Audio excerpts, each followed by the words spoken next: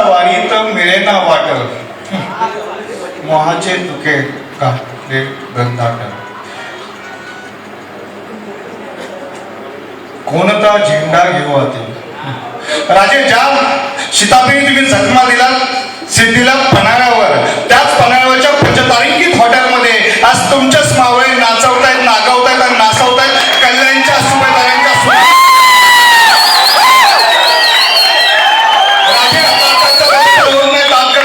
उलटा केले जातो आणखी बळकट, आणखी एखादा अत्याचार करण्यासाठी किंवा काळेकोटांचे प्रपंच चालवण्यासाठी. राजे आता तानाजी बाजी मुरार बाजी सुद्धा बोलू लागले फितुरांच्या भाषा. आपल्याच डोळ्या देखत आपल्याच बायकापोरांची कत्तल होत असताना बघत नाही. राजे तुमची याद येते कधीतरी सरकारी कचेरीतल्या तुमच्या तस्बिरीकडे बघून. मग आम्ही करतो नियोजन शिवजयंतीचं, पण घालतो वाद तुमचं जन्मस्थळ 1627 का 1630.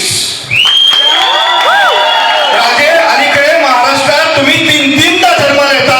नशीब तुम्ही जन्माला आला होता की नाही याच्या बाजून नाही वाद सुरू झाला.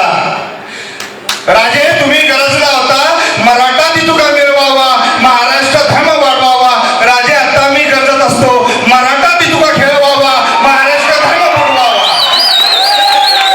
मग अशा वेळी वाटतं राजे तुम्ही असायला हवे होतात, पण पुन्हा वाटतं राजे तुम्ही नाही आहात तेच बरं आहे. कारण पुन्हा तुम्ही असता तर गडकीला घेण्याचा डावला असता. पण राजे आता गडकीला घेऊन उपयोग नाही, त्यासाठी तुम्हाला एखादा सुरक्षित मतदारसंघ शोधावा लागला असता.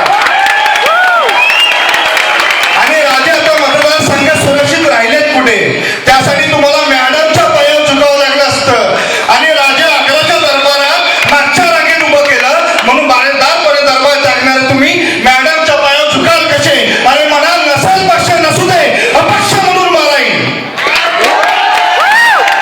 अरे माझे तानाजी बाजी मुरार बाजी माझ्या पाठीची असताना मला फिकीर कसली. अहो पण राजे आता ते तानाजी बाजी मुरार बाजी सुद्धा पहिल्यासारखे राहिलेत कुठं. आता ते तानाजी बाजी मुरार बाजी नावाचे कार्यकर्तेच वेगळे. सकाळी एकाकडे, दुपारी दुसऱ्याकडे, संध्याकाळी जेवणावळीला तिसऱ्याकडे, मग दुसऱ्या दिवशी अपक्ष म्हणून तसाच उमेदवार जाणत असतो राजे. आता तुम्ही म्हणाल नसेल तानाजी बाजी मुरार बाजी, एखादा तानाजी तरी भेटेल जरूर मला. हा राजे भेटेल तानाजी. तुम्ही त्याला सांगाल जा कोंडाला घेऊन ये, आणि तानाजी विचारेल पहिल्यांदा पगार किती देणार, महागाई भत्ता आहे का, टेबलावरून नसेल तर टेबला खालून काय आहे का. आणि एवढं सगळं होऊन जर झाला तानाजी जायला तयार, लागलाच लढू कोंडाण्यावर, तर हल्लीचं युग मोबाईलचं आहे राजे. तानाजी कोंडाण्यावर लढत असेल आणि खाल्लं कोणीतरी मोबाईल करेल. अरे काय तानाजी काय चाललंय, बोल टाइम करतो का काय लगा. आणि इथं सगळं गरमागरम शिजून तयार, तुझं आपलं लढाई चाललंय. अरे तू लढून तुला काय मिळणार आहे, कल्याण मिळणार नाही शिवाजी ना. तू काय करतो फुका हे खाली बाजूच्या धाब्यावर पार्टी करू. आता तुम्ही म्हणाल नसेल तानाजी नसू दे, नसेल बाजी नसू दे, करू ह्या लोकांसाठी, लढू या रयतेसाठी, राबू ह्या जनतेसाठी.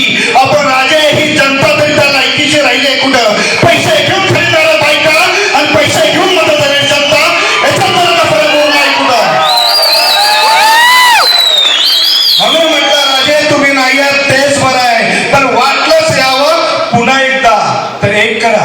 येताना एकटे येऊ नका, सोबत नासाहेब जिजाऊला घेऊन या. कारण जोपर्यंत त्याचा जिजाऊ पैदा होत नाही तोपर्यंत त्याचा शिवाजी जन्माला येत नाही. आणि जेव्हा जेव्हा असे शिवाजी पैदा होतील ना, तेव्हा तेव्हा नेत्यांना लोकांकडे जायची गरज नाही, लोक नेत्यांकडे येतील, आमच्या मतदारसंघात उभा राहतील. आणि तेव्हा राजे स्वराज्याचं सुराज्य होईल.